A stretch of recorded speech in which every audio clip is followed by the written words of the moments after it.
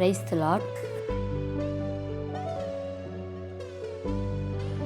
கூலியை சம்பாதிக்கிறவன் பொத்தலான பையிலே போடுகிறவனாய் அதை சம்பாதிக்கிறான்.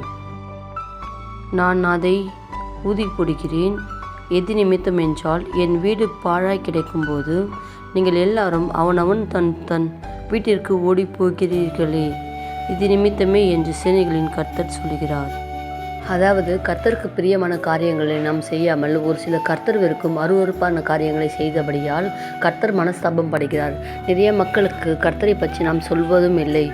அதிகமாக பொய்களை பேசி கொண்டிருக்கிறோம். கர்த்தரை விட்டுவிட்டு அநேக விக்கிரகங்களை வணங்கி கொண்டிருக்கிறோம். இது நிமித்தமே கர்த்தர் மனஸ்தாபப்படுகிறார். எனவேதான் நீங்கள் சம்பாதிக்கிற கூலியை கர்த்தருக்கு தசமமாகவும் காணிக்கையும் சரியாக நீங்கள் எடுத்து வைக்காதபடியால், அவருக்கு செலுத்தும் காணிக்கையை நீங்கள் உங்கள் சொந்த செயலுக்காக நீங்கள் செலவு செய்தபடியால் வருமானம் அப்படியாக பொத்தலான பையிலே போகிறது போல் போகிறது.